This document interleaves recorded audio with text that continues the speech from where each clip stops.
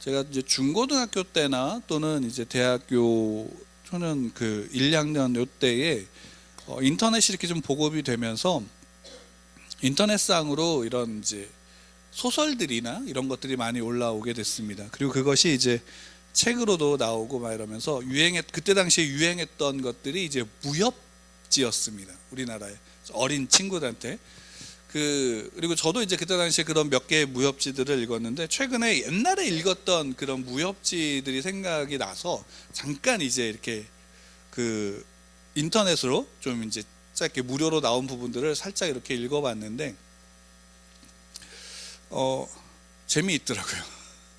재미있게 이렇게 봤는데 그때 당시에 이렇게 무협지들을 이렇게 보면서 좀 한 가지 드는 생각은, 그런데 다는 못 읽겠다라는 거였습니다. 왜냐하면 내용이 다 거기서 거기에요. 다 거기서 거기에요. 그리고 주인공들의 모습 또한 여러 가지 다양하게 표현을 하고 있지만, 결국 주인공들의 삶을 이렇게 보면 대부분 다 주인공의 삶도 어떠냐면 비슷해요. 비슷하고, 또 내용의 결말은 다 알죠. 주인공이 죽도록 고생하다가 그래도 선하게 있다가 어떻게 하냐면 기연을 만나요.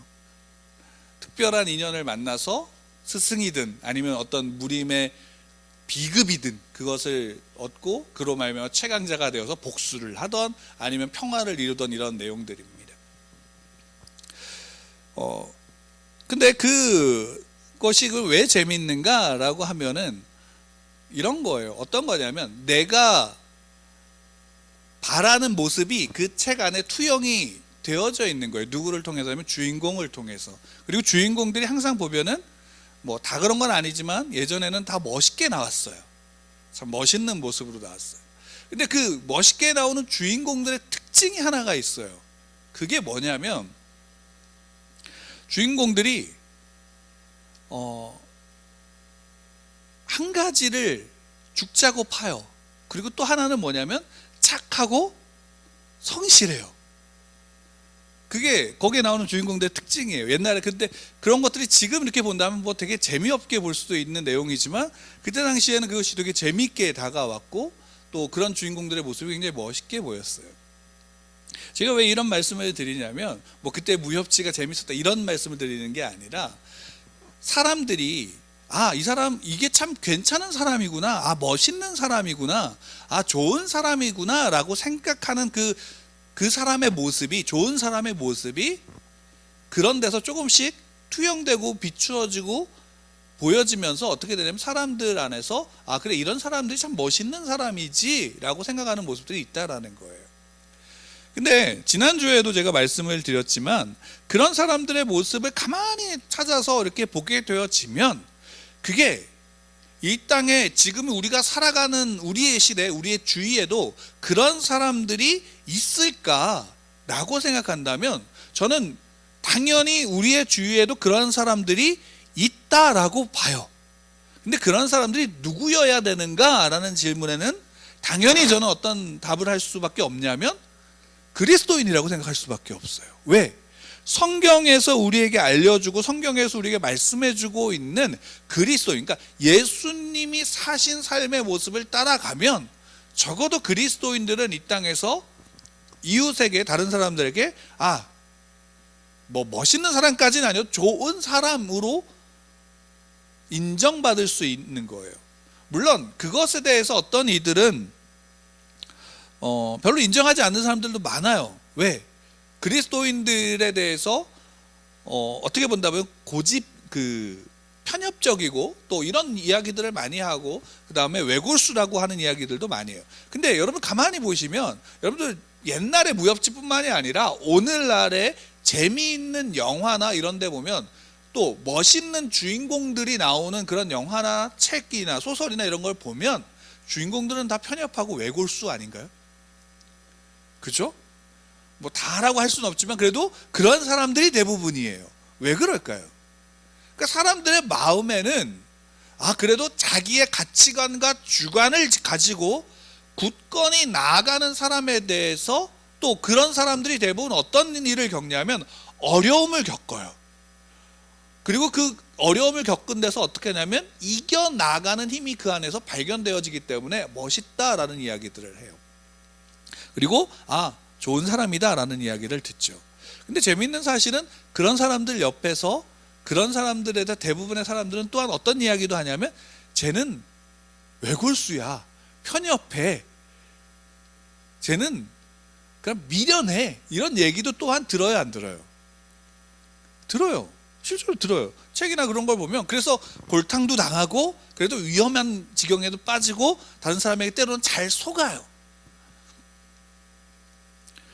그런데 그런 모습들을 가만히 보면 성경에서 우리한테 이야기하는 그리스도인의 모습과 어떻게 하냐면 좀 매치되는 모습들이 참 많다라는 거예요. 그럼 가만히 생각해 보면 여러분, 그리스도인들이 우리나라에 예를 들어서 예전에는 1200만 명이라고 그랬고 요즘에는 좀 더 줄어서 실제적으로 이렇게 계수를 하기 때문에 몇 년 전에 800만 명, 또 지금은 제가 생각할 때는 더 줄었을 거예요. 진짜 더 많이 줄었을 텐데, 그럼 적어도 이렇게 한번 보면 100만 명, 200만 명의 참된 그리스도인들이 있으면 그 그리스도인들에 대해서 세상은 어떤 평가를 하냐면 적어도 그 사람들은 정직하다라는 말을 들을까요, 안 들을까요? 들어야 되는 거예요. 그게 성경에서 우리에게 알려주고 있는 모습이기 때문인 거예요. 근데 실상 우리는 그렇게 우리 주변에 대해서 그리스도인들에 대해서 이야기하면 좋은 이야기가 들리기보다는 안 좋은 이야기들이 들리죠. 물론 세상은 하나님의 백성, 그리스도인들, 복음에 대해서, 하나님의 말씀에 대해서 어떤 판단을 갖고 있냐면 미련하고, 또 사탄은 분명히 하나님을 대적하기에 그리스도인들은 세상에서 환난을 당해요. 그게 성경에서 우리에게 보여준 당연한 모습이에요. 그럼에도 불구하고 그 속에서 그리스도인들은 어떻게 하냐면 환난을 당하나 이미 이기신 예수 그리스도로 말미암아 그 환난 속에서 예수 그리스도로 말미암아 평안함과 기쁨을 가지고 살아가고, 또 그 속에서 또한 선하게, 정직하게, 거룩하게, 의롭게 살아가려고 예수님을 닮아가고자 애쓰는 모습들이 그 안에 있는 겁니다. 이게 그리스도인이죠. 그리고 그리스도인들은 당연히 그 안에서 바른 신앙을 가지고 있는 거예요. 근데 우리가 지난주에 살펴보았듯이 사도 바울과 그 일행이 데살로니가에 들어가서 거기에 회당이 있다라는 것 때문에 있었기 때문에 데살로니가까지 빌립보에서 왔고 회당에서 복음을 전해요. 말씀을 전해요. 근데 그 말씀을 또한 듣고 복음을 듣고 믿는 자들이 있고 그 말씀을 따르는 자들이 많아지면서 또한 그 가운데 귀부인들이, 헬라인 귀부인들이 사도 바울과 실라를 따르니까 그것을 시기했던 유대인들이 어떻게 하냐면 그 소위 말하는 불량배들을 동원해서 용역 항폐를 동원해서 바울과 실라를 위협하고 또 그들을 대접하고 있었던 야손과 그의 형제들을 체포해서 이제 법정에 세우죠. 물론 그 전에 이제 그 복음을 들은 이들이 어떻게 되냐면 바울과 실라를 다른 지역으로 보내요.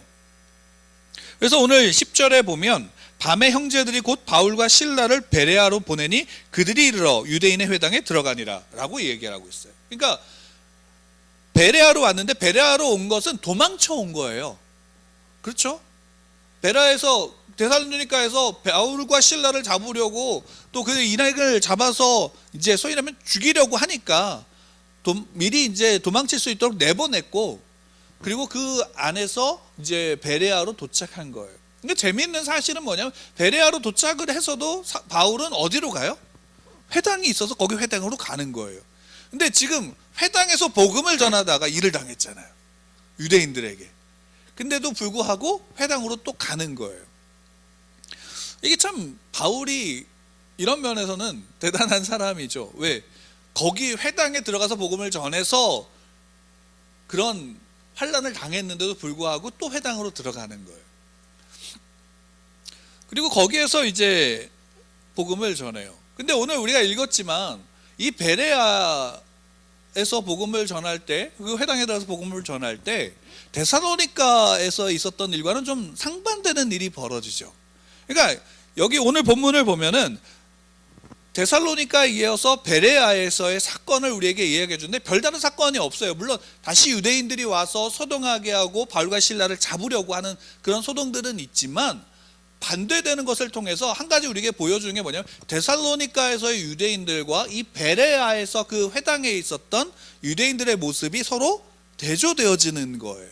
그리고 그 대조되는 것의 차이가 무엇이냐면 11절에 나오는 말씀이에요. 함께 11절만 같이 읽을게요. 시작. 베레아에 있는 사람들은 데살로니가에 있는 사람들보다 더 너그러워서 간절한 마음으로 말씀을 받고 이것이 그러한가 하여 날마다 성경을 상고함으로. 그 결과 12절에 믿는 사람이 많아졌다. 그리고 헬라의 귀부인과 남자가 적지 않은 사람 중에 예수님을 믿게 됐다. 이제 이 사실을 이야기를 하는데 11절의 내용이 중요한 거죠. 왜? 그들은 데살로니가에 있는 유대인들하고 다르다라는 거예요. 데살로니가 사람들하고 다르다라는 거예요. 무엇이 다르냐? 이들은 너그럽다라고 이야기를 하는데, 그 원어상 이 너그럽다는 이제 고귀하다 이런 의미를 갖고 있고, 또 다르게 좀 더 넓게 보면 마음이 열렸다라는 의미를 가지고 있어요. 그러니까 이 베레아에서 그 회당에서 복음을 전했는데 이들은 데살로니가에 있는 유대인들하고 다른 거예요. 뭐가 먼저 다르냐? 마음이 너그럽다, 고귀하다라는 거예요. 그리고 그 마음이 열려 있다라는 거예요. 여러분, 이것이 복음을 전하는 그리스도인들에게 있어서 대단히 중요한 요소예요. 그죠?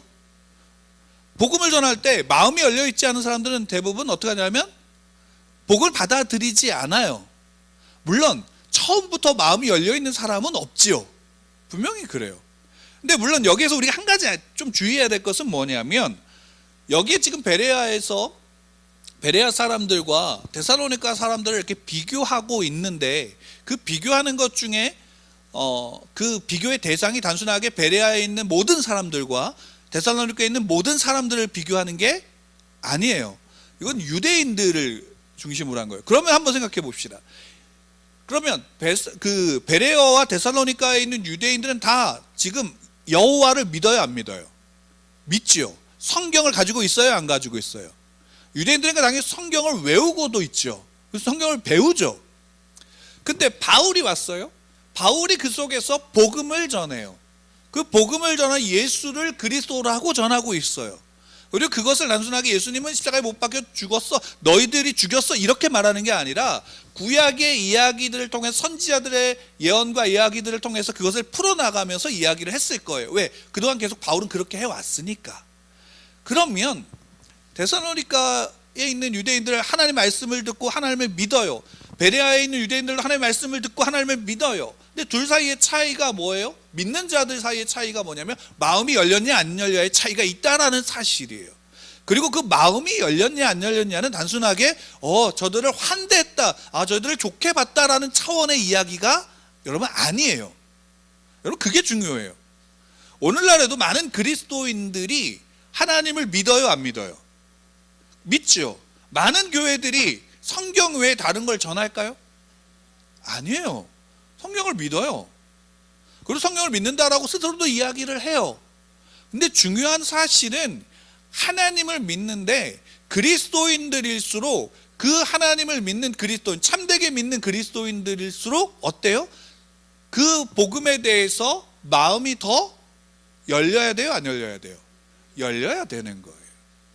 그리고 그리스도인들이 마음이 열렸다라는 것은 단순하게 착한 사람이다를 넘어서 세상을 바라보는 시각 또한 열려있다. 그건 단순하게 열려있다라는 말은 세상을 바라보는 시각이 누구의 시각으로 보려고 애를 쓰냐면 하나님의 시각과 하나님의 뜻 가운데서 세상을 바라보려고 애쓰는 거예요. 그리고 그 속에서 그리스도인들은 바른 신앙을 세워가는데, 그 바른 신앙은 무엇과 연관되냐면 하나님과의 관계와 연관이 되어져 있는 거예요. 구약에서 하나님이 이스라엘 백성들을 택하시죠. 그 처음에 택하는 이스라엘 백성들, 보통 이스라엘 백성들의 조상을 아브라함으로 여기죠. 하나님은 아브라함을 택하세요. 그리고 아브라함을 택하시고 아브라함과 함께 하세요. 그리고 아브라함의 그 창세기 12장 이후부터 나오는 그 아브라함의 여정을 보면 하나님이 그 아브라함의 여정 속에서 늘 함께 하시고 아브라함을 떠나는 게 아니라 아브라함의 누구를 보여주시냐면 하나님을 보여주세요. 그래서 아브라함이 처음 하나님의 부르심을 받은 때와 마지막 우리가 보통 이제 그 믿음의 절정을 이삭을 모리아산에서 바칠 때로 보고 있는데, 그러면 그 시간 동안 아브라함은 하나님을 알아가는 거예요. 근데 여러분 한번 거기서 보시면 여러분들 알 수 있는 게 있어요. 뭘 알 수 있냐면 아브라함이 하나님을 알고 싶다고 하나님께 나아간 적이 얼마나 될까요? 없어요.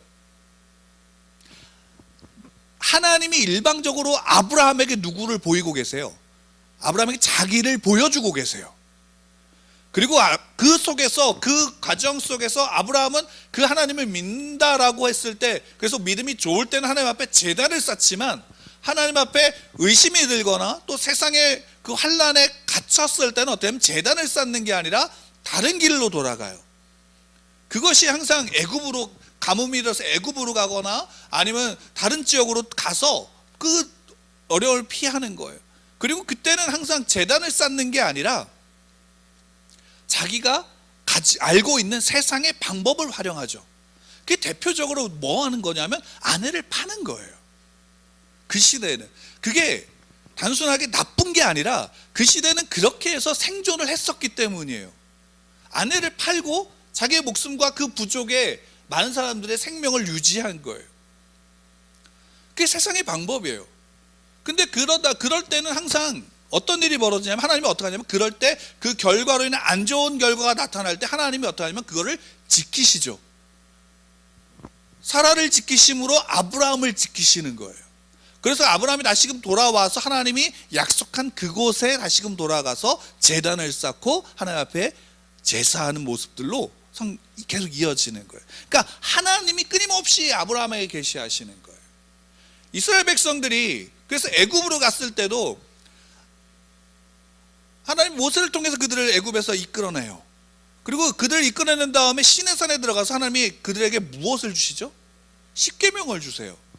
그러니까 이스라엘 백성들에게 야, 너희들은 여호와 하나님 아브라함을 통해서 그들의 조상의 하나님을 믿는데 그 조상이 그 조상의 하나님이 어떤 하나님인지 들어서 그 구전을 통해서 알고는 있지만 자기들이 경험을 못 해봤잖아요. 근데 이제 경험을 하는 거예요. 10가지 재앙을 경험했어요, 안 했어요? 봤어요. 홍해가 갈라지는 걸 봤어요, 못 봤어요? 봤어요. 만나가 떨어져서 그것을 통해서 먹는 걸 먹었어요. 그럼에도 불구하고 하나님이 이스라엘 백성들에게 하나님이 내가 내 백성에게 무엇을 주시냐면 법을 주시는 거예요. 그러니까 율법이라는 것이 우리가 좀 오해하는 것 중에 하나가 율법이 단순하게 죄에 대한 부분으로서만 보지만 실제로 율법은 하나님이 하나님의 백성에게 자신을 계시하신 거예요. 어떤 거냐면 내가 누구인지를 알게 하심으로 그 율법을 통해서 이스라엘 백성들이 하나님이 나의 하나님, 우리의 하나님이라는 사실을 깨닫고 그 말씀을 통해서 살아갈 수 있게 하시는 것이 십계명이에요. 그리고 그 십계명을 통해서 깨닫는 것은 뭐냐면 단순하게 내가 믿는다라고 해서 믿는 게 아니라 내가 죄인임을 깨닫고 그 죄인임을 깨달을 때에 그 죄에서 해방되어지고 그 구원을 유일한 구원의 길은 예수 그리스도밖에 없다라는 사실이 거기에서 보여지는 거죠.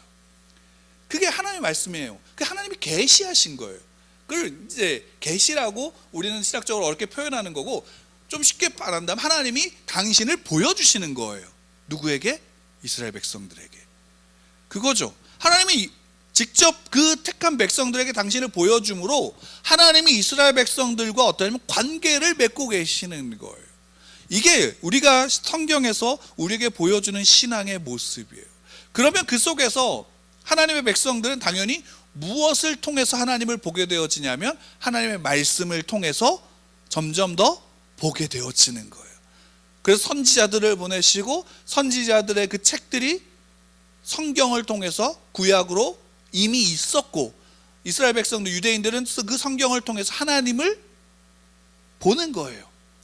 그런데 그러면 그 속에서 하나님을 본 그들이 믿는다고 하는 그들이 사도 바울이 복음을 전했을 때 그 복음의 내용이 구약의 선지자들의 이야기, 예언된 바로 그 이야기들을 통해서 그분이 예수 그리스도고 메시아이다라는 사실을 이야기했다면, 여러분들 유대인들은 그러면 그것을 단순히 그 이야기를 듣고 그거 가짜야라고 말하는 게 옳을까요? 아니면 자기들에게 준 하나님의 계시를 통해서 다시금 보고 읽고 연구하고 판단하는 게 옳을까요?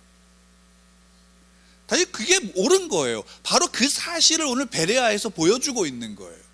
그들이 마음이 너그럽다, 그들이 고상하다, 고귀하다, 이런 차원의 이야기는 단순하게 그들이 착하다 이런 것을 넘어서 그들이 바로 그 하나님께서 사도 바울을 통해서 주신 그 선포된 그 복음이 정말로 하나님의 말씀인지를 어떻게 하냐면 그 안에서 열린 마음으로 보는 거예요. 그래서 그 이후에 보면 간절한 마음으로 말씀을 받고 이것이 그러한가 하여 날마다 성경을 상고했다라는 거예요.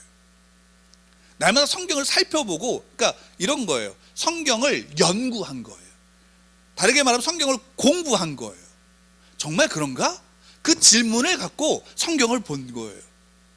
그러니까 이게 데살로니가에 있는 유대인들과 베레아에 있는 유대인들의 차이인 거예요. 그 한번 오늘날 봅시다. 오늘날 그럼 그리스도인들이 이러한 모습으로 성경을 보는 사람이 얼마나 될까요? 여러분, 우리가 성경을 볼 때 큐티를 하죠. 여러분, 제가 이제 큐티를 하는 게 나쁘다는 말이 아니라 모든 그리스도인은 큐티를 해야 됩니다. 말씀을 묵상을 해요. 근데 큐티하는 것이 오늘 여기에서 이야기하는 성경을 상고하여 본다라는 것과 같은 걸까요? 다른 걸까요? 이거는 조금 논란의 여지가 있을 수 있겠지만 여러분, 다른 겁니다. 이거는 물론 같은 맥락으로 우리가 큐티를 하고 성경을 말씀을 묵상하는 것이 필요하고, 그것은 분명히 필요하고 매일 그 말씀을 묵상함으로 그 말씀 앞에 나를 비추어 보는 것이 필요해요. 근데 그것은 하나의 작은 부분이에요. 우리가 늘 우리의 삶을 되돌아보고 삶을 바라보고 삶 속에서 하나님의 말씀대로 살아가기 위해서는 우리가 성경을 볼 때에 그 성경에 있는 말씀들 하나하나를 소위 말한다면 보고 깨닫는 과정들이 필요하고, 그것은 성경을, 여러분 모든 그리스도인은 성경을 공부해야 돼요. 이게 교회에서 이야기하는, 교회 모여서 이렇게 성경 공부합시다 이런 차원의 이야기가 아니라 스스로 성경을 보고 그 성경에 있는 말씀들 하나하나를 스스로가 찾아봐야 되는 거예요. 그렇게 함으로 말미암아 성경을 통해서 바른 신앙이 세워지는 거예요. 여러분, 성경을 통해서 세워지지 않는 신앙은 바른 신앙이 아니에요. 우리가 예수의 복음을 처음 받아들일 때 때로는 어떤 감정적으로 복음을 받아들일 때도 있고, 어떤 체험의 경험을 통해서 복음을 통해서 예수님을 영접하는 경우가 있어요.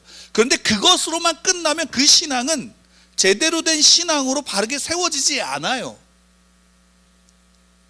그것과 함께 성경을 통해서 우리가 그것이 맞는지를 상고하여 보고 그 속에서 내가 가지고 있는 삶의 질문들을 성경을 통해서 찾아가고 그 답이 성경에서 어떻게 우리에게 말씀하여 주시는지를 보는 거예요. 그 과정이 무엇인지 아세요? 그 과정이 하나님과 내가 사귀는 과정인 거예요. 내가 하나님과 사귐을 얻는다는, 단순하게 나와서 기도만 한다, 단순하게 나와서 예배 찬양만 한다라는 차원의 이야기가 아니라 하나님을 알아가는 과정이잖아요. 하나님을 우리가 알 수 있는 유일한 방법은 성경이에요. 내가 어떤 큰 경험을 했고 어떤 큰 체험을 했고 어떤 감격적인 경험을 했던지 그 모든 것이 성경을 통해서 나를 바라보지 않고 하나님을 바라보지 않으면 그 모든 것은 한순간에 먼지처럼 다 사라져버리게 돼요. 그 사실을 여러분 우리 주위에 있는 내가 예수님을 믿는다라고 하는 이들을 통해서 보십시오. 그리고 또 예전에 내가 성경을 얼만큼 알았고 얼만큼 공부했다라는 것이 지금 성경을 하나도 보지 않는 이들 가운데 의미가 있을까요? 의미가 없어요. 성경은 끊임없이, 그래서 우리는 그 성경을 통해서 누구를 보냐면 하나님을 보는 거예요. 근데 대단한 게 뭐냐면 여러분, 성경을 아무리 그렇다고 해서 성경을 읽는다고 그래서 성경을 이야기한다 해서 성경의 진리가 나의 진리가 될까요, 안 될까요? 될 수가 없어요. 그것은 성령이, 우리 안에 계시는 성령께서 그것을 깨닫게 하지 않는다면, 다른 말로 하면 조명해서 밝혀주시지 않으면 우리는 그 성경의 내용을, 복음의 진리를 또한 성경을 통해서 알 수가 없어요. 그럼 그렇다고 해서 성경이 깨닫게 해주시는 거면 뭐 내가 연구할 필요 없잖아가 아니에요. 그것을 상고하고 날마다 그 말씀 앞에 설 때에 성령께서 그 안에서 역사하시고 그 안에서 그것을 깨닫게 하시며 보게 하시는 거예요. 물론 때로는 어떤 이들 가운데는 갑자기 그냥 번뜩하면서 어떤 깨달음이 올 수도 있겠지만, 실제로 무협지 얘기 다시 잠깐 해드리면, 무협에서 어떤 일정한 고수가 되려면 육체만 단련하거나 내공을 단련한다고 되는 게 아니라 거기서 하는 이야기가 있어요. 그게 뭐냐면 깨달음이래요. 깨달음을 얻으면 한 단계가 더 진보하는 거예요. 어떤 벽을 넘어가는 거죠. 그럼 그러기 위해서 수련이라는 게 매일매일의 수련이 있어야 돼요, 없어야 돼요? 있어야 되는 거예요. 우리가 날마다 하나님의 말씀을 상고하여 보지 않고 고민하지 않으면 어느 순간에 깨달음이라는 게 의미가 여러분 없어요. 결국 그것은 자기 것이 되지 않아요. 우리가 말씀대로 그 말씀으로 말미암아 살아간다라는 것은 내가 그 말씀 앞에 늘 어떻게 하냐면 그 말씀을 상고하여 보는 거예요. 어떤 마음? 열린 마음으로, 고상한 마음으로 성경의 복음 앞에 나를 열어놓고 그 말씀 앞에 나를 비추어 보며, 또 내가 가지고 있는 생각과 내가 가지고 있는 의문들을 그 앞에서 어떻게 하냐면 비추어서 나누는 거예요. 그러나 그것이 또한 혼자로서만 되어지면 잘못될 수 있기에 어떻게 하냐면 공동체 안에서 함께 나누어주고, 또 공동체 안에서 지금까지 많은 믿음의 선배들이 연구한 성경의 이야기들을 또한 함께 나누면서 그것이 성경에서 바른지 아닌지를 살펴보는 거예요. 그러지 않으면 왜 이단에 많은 사람들이 빠질까요? 그들이 성경을 안 읽어 몰라서 빠질까요?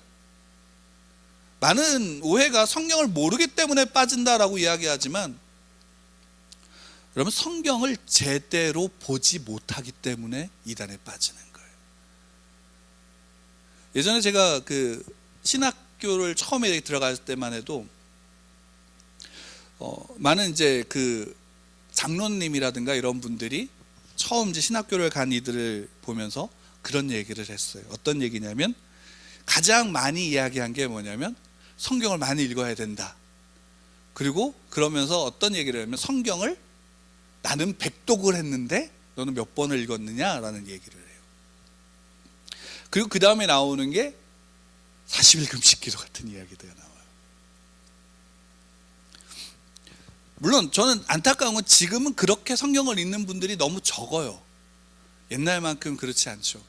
근데 그때 당시에 안타까웠던 건 뭐냐면, 그것이 자기의 신앙을 증명하는 것에 대한 착각을 했던 경우가 많았기 때문에 안타까웠던 거지, 지금은 성경을 너무 읽지 않고 가까이 하지 않기 때문에 그런 분들이 계시면 좋겠다라는 마음을 갖죠. 근데 중요한 건 뭐냐면, 성경을 얼마나 읽었느냐, 100번 읽었느냐, 1000번 읽었느냐, 10,000번 읽었느냐라는 것이 바른 신앙을 세우지 않아요. 여러분, 그거 아셔야 됩니다.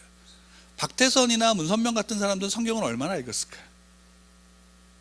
그들이 이단이라고 이야기하는, 특히나 박태선 같은 경우 성경만 읽었어요. 그리고 거기 안에서 깨달은 바 속에서 자기가 깨달은 것이 진리다라고 생각해서 그것을 외면한 모든 이들을 다 소위 말한다면 가짜로 여겼어요. 오늘날 이단의 모습과 같지 않은가요? 그런데 그 재미있는 것이 또한 성경을 우리의 옆에 이단은 아니지만 또한 그렇게 우리의 어떤 좀 성공한 신앙의 모습을 가진 이들은 또 그런 모습을 갖고 있지 않는가요? 여러분, 성경에서 우리에게 진리는 나 혼자만 아는 게 아니라 우리 모두가 그 속에서 하나님께서 우리에게 보여주시고 성령께서 깨닫게 하심으로 우리가 나아가고, 또 그 모양은 하나가 아니라 다 다르잖아요. 여러분들 삶의 환경과 자리가 다르잖아요. 그렇기 때문에 그 모습 또한 다를 수 있다는 사실이 그 말씀 앞에 비추어 보는 것. 그 모습이, 그 노력이 없으면 우리는 바른 신앙으로 세워질 수가 없는 겁니다. 여기에서 데살로니가에 있는 유대인들과, 그러니까 솔직히 여기 11절에 보면 베레아에 있는 사람들은 이라고 되어져 있죠. 이 영어 성경으로 보면 여기가 베레아에 있는 유대인들은 이라고 되어져 있어요. 근데 실제로 원문에는 그냥 지금 우리 개역 성경이 맞아요. 유대인이라고 딱 지정하진 않아요. 다만 알 수 있는 게 뭐냐, 데살로니가에서도 회당에 들어가서 복음을 전했고 그것이 문제가 되었는데, 베레아에서도 회당에 들어가서 복음을 전한 거죠. 그렇기 때문에 유대인들이라고 그 앞에서 그것을 같이 볼 수, 이 사람은 유대인들을 좀 지정해서 하는 것이다라고 우리가 좀 볼 수 있는 부분이 있는 거예요. 그리고 그 안에서 믿는 사람들이 많았느냐 적었느냐 라는 결과가 어떠느냐의 부분보다 실제로 베레아 사람들, 11절에서 이야기하고 있는 이 사람들이 너그러워서 간절한 마음으로 말씀을 받고 이것이 그러한가 하여 날마다 성경을 상고하여 봤다라는 사실을 데살로니가에 있는 사람들과 비교하여서 보여주고 있는 거예요. 결국 데살로니가에 있는 유대인들이 와서 이야기하죠. 그리고 소동하게 하는, 그러니까 데살로니가에서 있었던 그 일들을 똑같이 베레아에 와서도 똑같이 벌이고 있는 거예요. 결과적으로 그로 인해서 바울은 도망가요. 사람들이 바울을 피신시킨단 말이에요.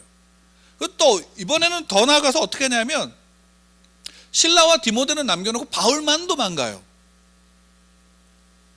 그만큼 어떻게 본다면 급했기도 했고, 또 어떻게 본다면 바울과 그 실라와 디모데를 남겨놔서 아직 이제 믿기 시작한 그들을 독려하기 위한 것일 수도 있고, 또 나중에 또 15절에서 보면 그들을 빨리 좀 보내라, 속히 보내라라는 것을 통해서 보면 그냥 어쩔 수 없이 바울만 먼저 피신시킨 것일 수도 있어요. 무엇이든 간에 지금 이 결과적으로 여기서 많은 사람들이 믿었다 하더라도 그 안에서 유대인들이 와서 또 그들의 열심과 그들의 모습으로 바울을 잡으려고 하니까 피신시켜서 도망가서 결국 아테네로 가는 거예요. 여기서도 보게 되어진 게 이거예요. 그럼 데살로니가 유대인들은 왜 이렇게 소동을 시키는 거예요? 바울을 따라다니면서.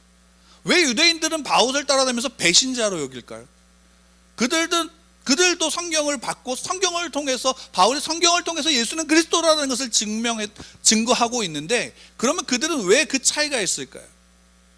결국 오늘날 내가 가지고 있는 신앙의 왜곡은 어디에 있냐면 이들과 같은 모습 속에 있는 거예요. 예수님이 바리새인들을 향해서 독사의 자식들이라고 말씀하셨던 이유가 여기에 있는 거예요. 그들은 성경을 통해서 이야기하는 것조차도 그 안에 성경으로 또 비추어 보지 않는 거예요.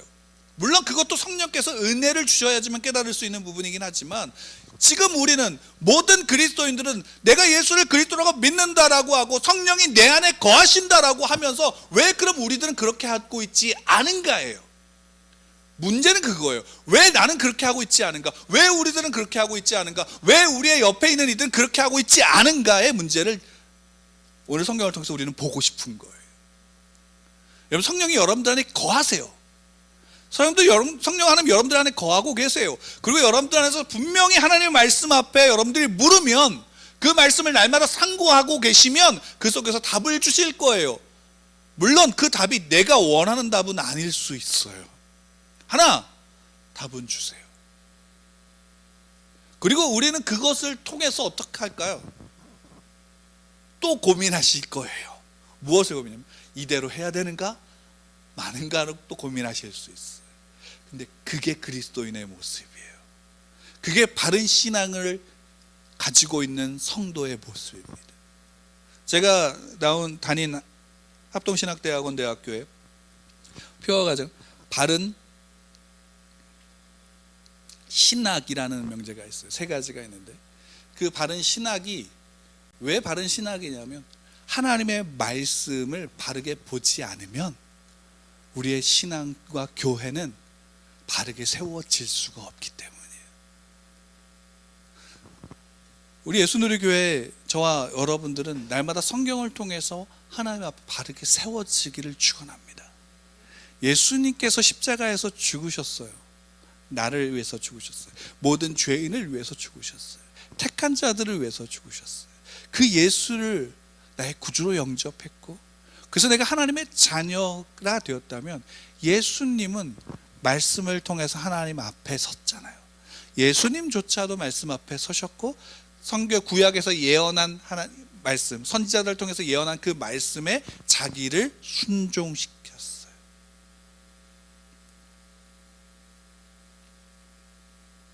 여러분, 선지자들이 예언한 그 이야기를 예수님이 따르지 않는다 그래서 예수님이 하나님이 아니실까요? 그렇지 않아요. 근데 그럼에도 불구하고 예수님은 그렇게 하셨어요.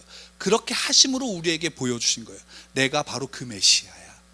하나님이 선지자들을 통해서, 하나님의 사람들을 통해서 예언한 바로 그가 나야 라는 사실을 우리에게 보여주셨어요. 왜? 그렇지 않으면 우리는 그분이 예수 그리스도가 그 메시아인지 알아요, 몰라요? 몰라요. 그래서 스스로를 여기에 하나님의 말씀에 제한시키셨어요. 그럼 우리도 마찬가지 아닐까요? 우리도 무엇을 통해서 우리가 오늘날 살아가야 될 삶의 이유와 목적과 가치를 얻을까요? 우리의 신앙이 어디에 세워져야 될까요? 말씀에 세워져야 되는 거예요. 그리고 말씀을 여러분 작게는 매일 묵상하시기 바랍니다. 작게는 매일 그 말씀 앞에 서서 오늘의 삶을 물으시기 바랍니다. 그러나 또한 여러분 크게는 좀 더 세세하게 성경을 스스로가 보십시오. 그리고 다른 이들, 먼저 믿은 선배들이 세워놓은 그 연구했던 그 이야기들 앞에 비추어 보셔서 성경을 보시기 바랍니다. 그러면 우리의 신앙이 왜곡되지 않고, 또 왜곡됐더라도 다시금 돌아올 수 있게 되어집니다. 우리 예수노래교회가 그렇게 함께 세워지길 원합니다. 저 또한 마찬가지입니다. 제가 맞나? 라고 한다면 저도 성경을 통해서 날마다 비추어 보지 않으면 안 되는 겁니다. 여러분들도 마찬가지고 가운데 함께 세워지기를 축원합니다.